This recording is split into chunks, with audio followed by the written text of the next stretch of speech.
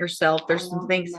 Ms. Pugh, stop talking over me. If you want to stop talking over me, if you want to represent yourself, then there is a process that we have to go through, and we'll do that today. If that's what you want to do, we'll get your case set for trial. Welcome back to the courtroom, where chaos meets the rule of law. Today's case features Ms. Pugh, a defendant who insists on representing herself against serious charges in the state of Texas. But there's a problem. She doesn't seem to understand the very laws she's fighting under.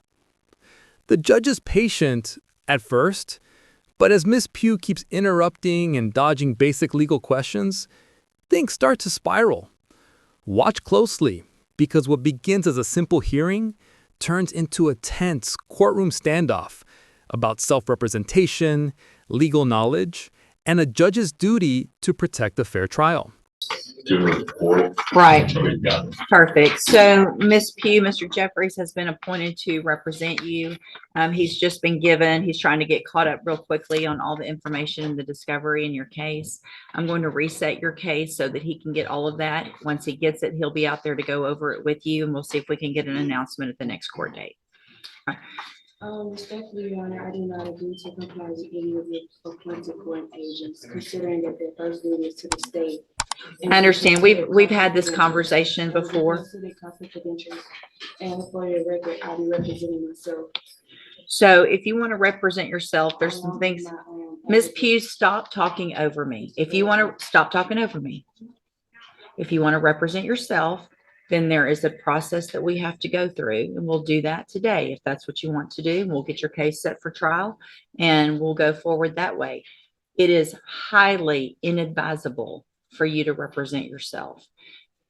Lawyers have many, many years of training. They understand the law. They understand how a trial works, because here's what happens. When you're in a trial and you represent yourself, you're expected to know and follow all of the rules of evidence, all the rules of procedure. And so you're really at a disadvantage if you don't know those things. And so you have to do everything just like the assistant district attorney would.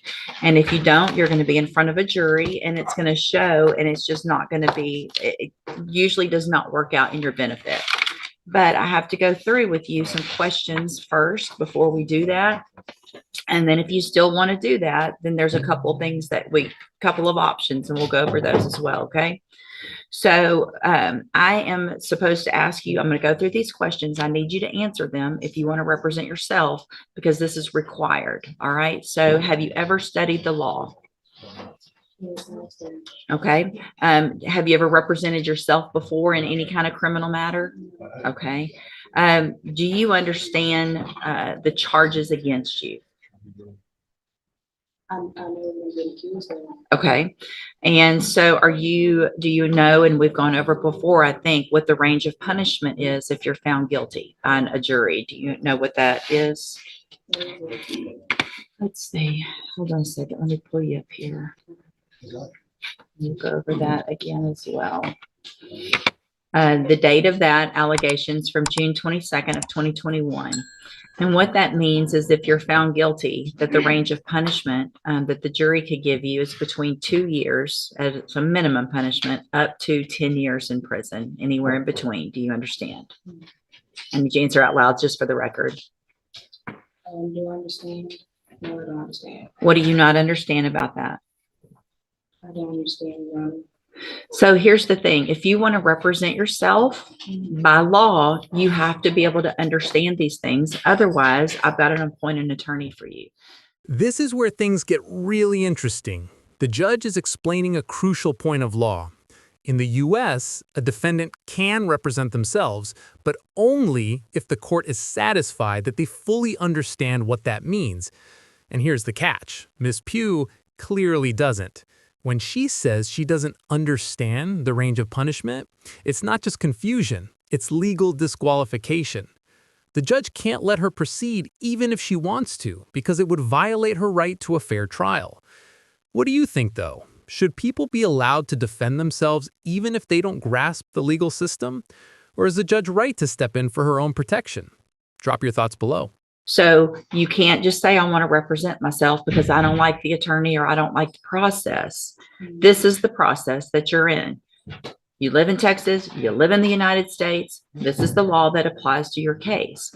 So what do you not understand about the range of punishment if you're found guilty? And I'd be glad to explain it. I don't understand because I haven't did anything wrong.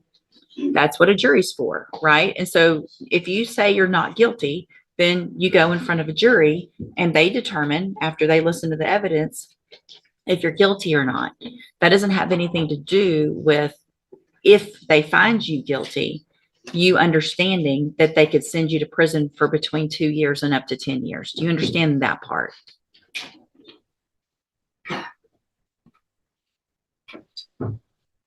What are you, yes or no? No, you don't understand that.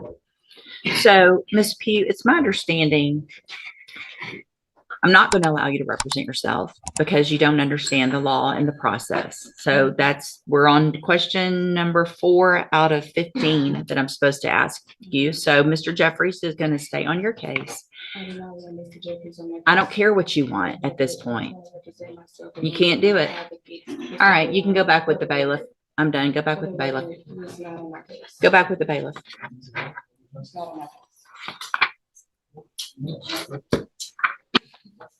Welcome to the criminal appointment list.